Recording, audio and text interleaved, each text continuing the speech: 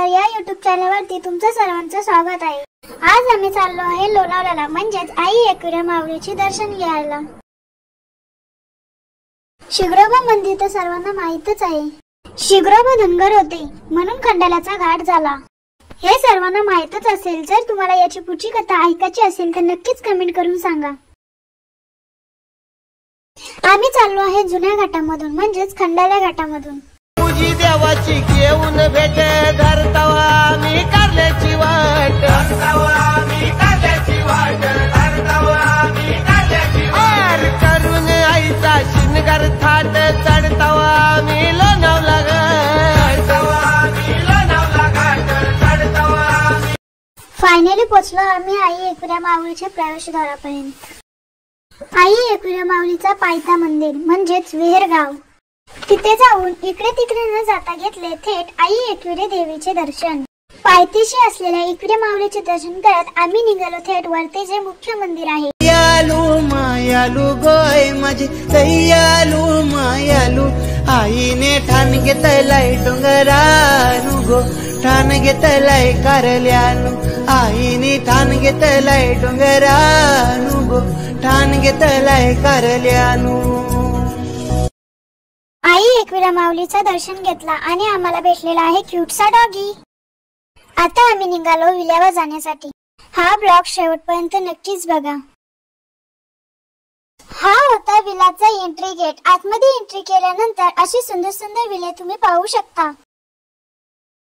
हा होता विला जिथे आम्ही एक दिवस राहणार होतो।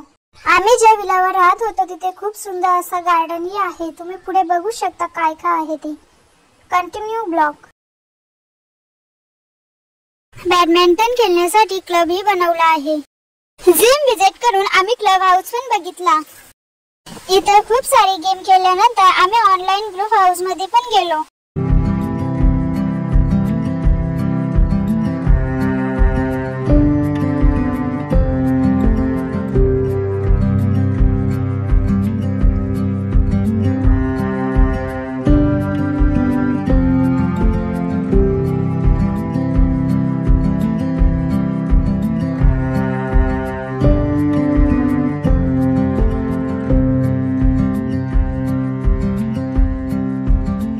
सुंदर असा गार्डनही आहे, आपण तिथे बसून निसर्गाचा आनंद सुद्धा घेऊ शकतो।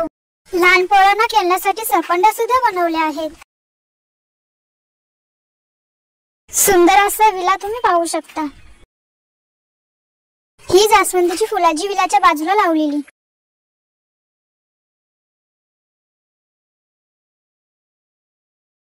ही फुलं कोणती आहेत नक्कीच तुम्ही कमेंट करून मला नाव सांगा। आता आम्ही चाललो आहे वॉटर पार्क बघायला, म्हणजे स्विमिंग पूल। एंट्री करतानाच आपल्याला सुंदर असं व्ह्यू भेटतं बघायला, तुम्ही पाहू शकता। स्विमिंग पूल सुद्धा आहे, तुम्ही पाहू शकता। गेम सुद्धा आहेत तिथे खेळण्यासाठी।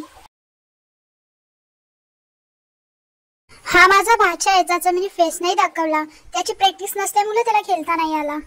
आता आम्ही चाललो त्या ठिकाणी जिथे भाजीपाले लावलेत, जसे की मेथी, शेपू अशा अनेक प्रकारच्या भाज्या, फळांची सुद्धा झाडे लावलेत, तुम्ही पाहू शकता काय काय लावलेत ते। मी भाजीपाल्यांची स्पष्ट व्हिडिओ काढली नाही, तुम्हाला पाहिजे असेल तर नक्कीच कमेंट करा।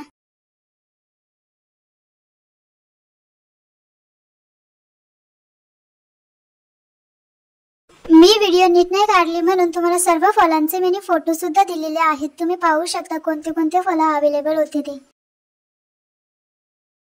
खूप सारे असे फळं होते जे मी तुम्हाला अवेलेबल होते तेच दाखवले, आणि ज्यांना फळं नव्हती आली ती नाही दाखवली।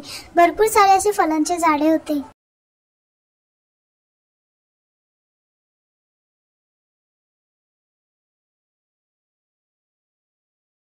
आता आम्ही निघालो घरी जाण्यासाठी। लाईक, शेअर, सबस्क्राईब करायला विसरू नका। भेटूया नेक्स्ट ब्लॉग मध्ये। धन्यवाद।